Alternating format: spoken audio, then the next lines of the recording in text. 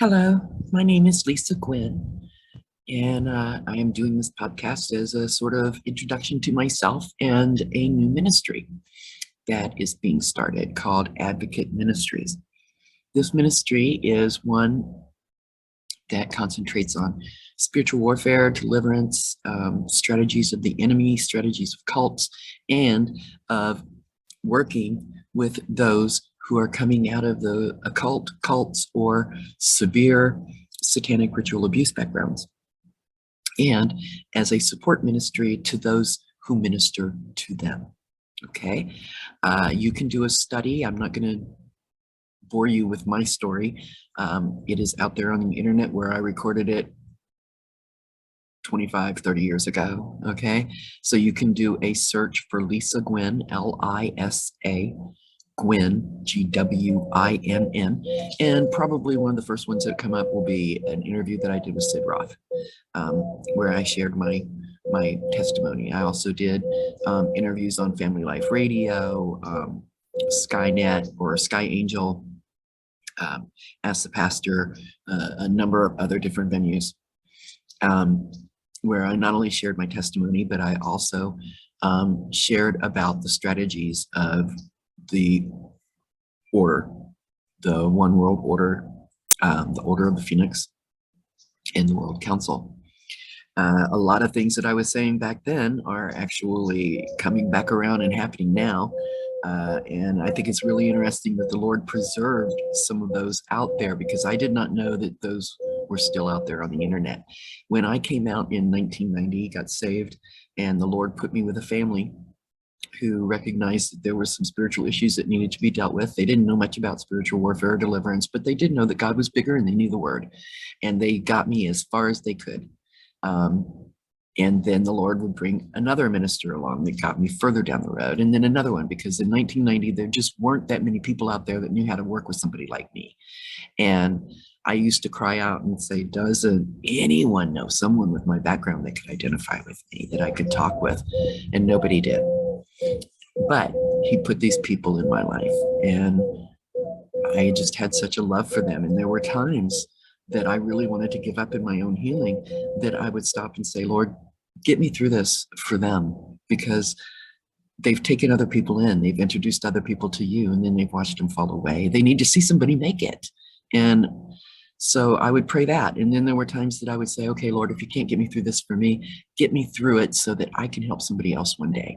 Well, the Lord worked on me and worked on me. And for a number of years, I traveled and did ministry. And then I came to a point in my life where it was calm and peaceful, and he allowed me to step out of ministry and take what would be a normal job for everybody else. I put my degrees to work, and I put my certifications to work. I worked in offices and nonprofits and did counseling and spreadsheets and all kinds of different things, and did that until about 9 years ago, when my mother had a traumatic, severe car accident, and my life stopped. And so I took care of her for the months before she passed, endless months. And then my own medical situation needed to be addressed. I had a couple of spinal surgeries. I was in a fire. I, had carpal tunnel surgeries, started doing some physical therapy for some other things, and got diagnosed with some other things. And so physically it was time for me to get in order. And then in 2019, late in 2019, I was diagnosed with end-stage esophageal cancer. And at the time, they told me I had 4 to 12 months to live, that it had metastasized. And I wasn't scared of dying. I had adopted a mentality of having to live like I was dead in order to live at all. And that's not a bad mentality for Christians, because I want to tell you, have you ever tried to, tempt a dead person? You can't. So when you remind yourself, oh, dead people aren't tempted, dead people aren't offended, if we could live our lives that way, I think we'd have a much better witness to the world. And we'd find that a lot of our anxieties and stresses over temporary things just go away. But in any case, I wasn't afraid to die. I was afraid I wouldn't see the people that meant the most to me again. And so after months of recovery, I had to go through chemoradiation. And then in 2020, on March 3rd, I had to have my esophagus removed. And on March 5th, they closed the country because of COVID. The world shut down. And I had months of recovery after that. Began watching the news again. And I had not been watching the news because I spot the skewing so easily. I was raised having the agenda of the order drilled into me, and everything I see on the news is interpreted through that agenda. And it just so messed up with my peace, and that I quit watching the news.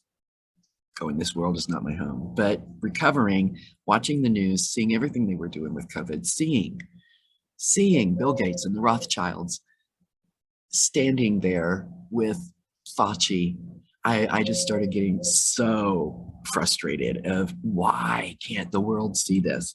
And then when I went to visit the people that had meant the most to me, when the doctors said that I could travel, I went to visit the people that meant the most to me.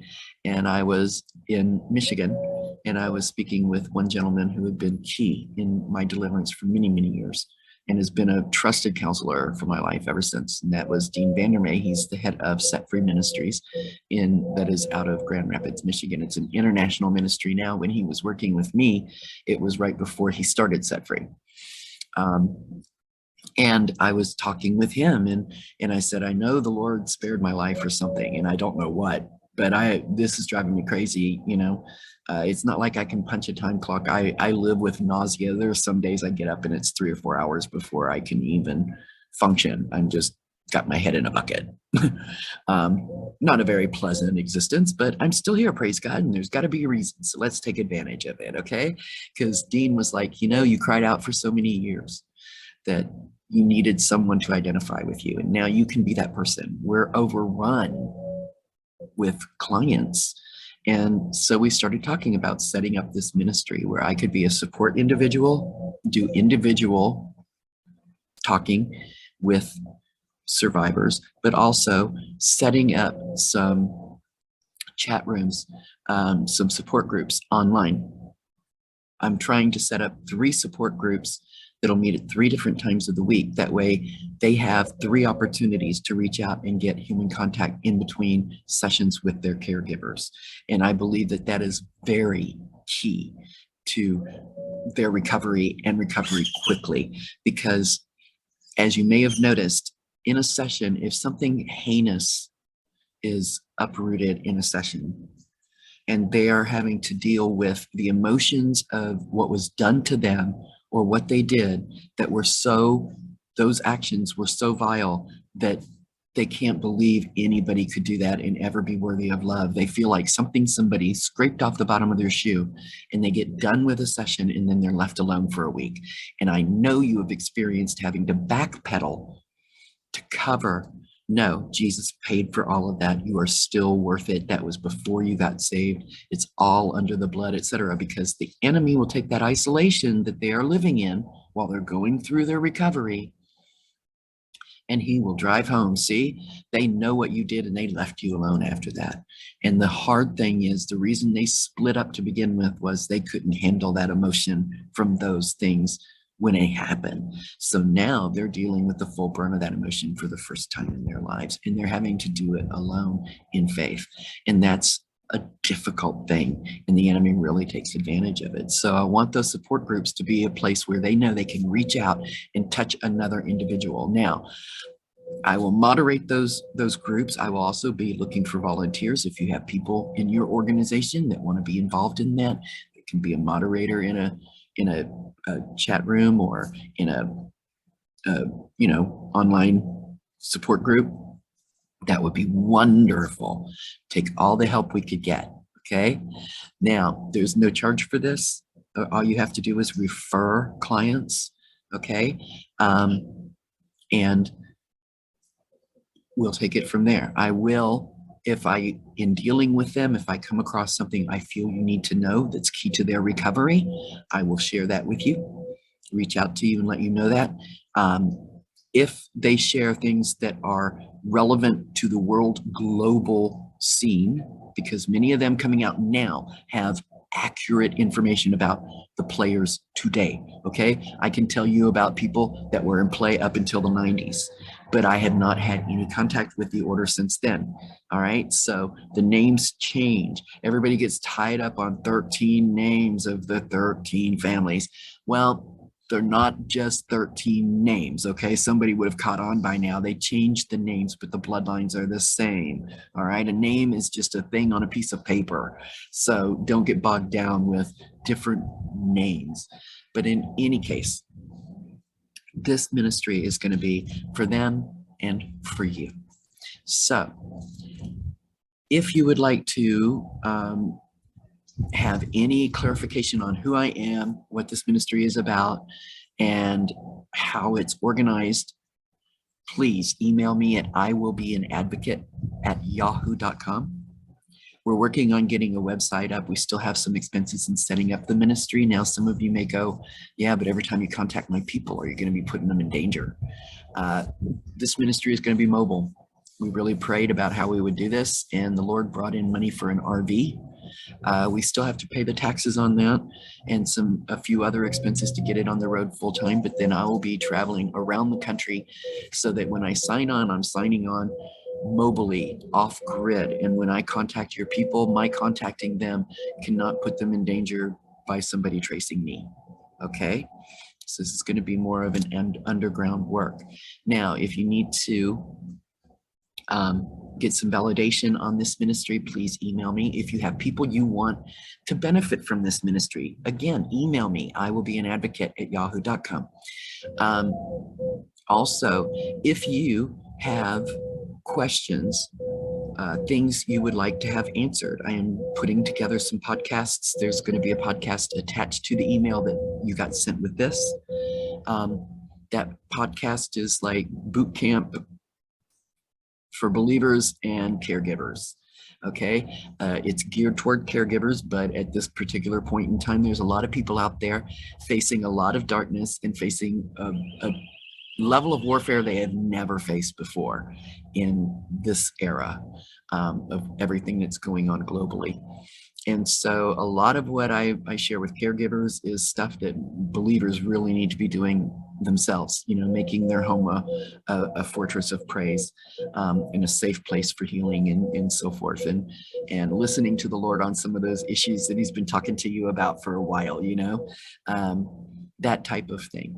But I'll also be putting together a number of different podcasts on recognizing things like alarm systems and the Order of the Phoenix and strategies, K-genes, all kinds of different podcasts. And if there are any subjects that you would like to see addressed in a podcast, please email me that too at iwillbeanadvocate@yahoo.com. So, and of course, if you'd like to get involved with the ministry and help with expenses, once we get the initial $3,000 needed right now, our budget is just going to be pretty much like gas, maintenance, insurance, and an occasional stay at a state park. So our budget's going to be like $1,500 to $1,700 a month. That is nothing for a ministry budget. Now, we are not seeking 501c3. Since the tax donation laws changed, it's like most people can't really write it off unless they give $12,000, $24,000 a year. So many people just won't qualify to be able to write it off to begin with. But also, some of our podcasts, there are organizations out there that are involved with governments that wouldn't like what we're going to be saying. And we are fast approaching the time where if you do not politically correct up, and if you do not do the skew line, talk the skew line, they're going to censor you or shut you down, or they're going to sanction you because you get government considerations. So we are not doing a 501c3. All right. This is God's work. Give to the Lord. He repays without measure. Okay. He returns it without measure. And ain't nobody trying to get rich here. Okay. This is just cover expenses so that we can do the work that God's calling us to do, and we can be of assistance. So also email me too if you want to make suggestions on services to be offered that you feel like you really need and that other caregivers could really use.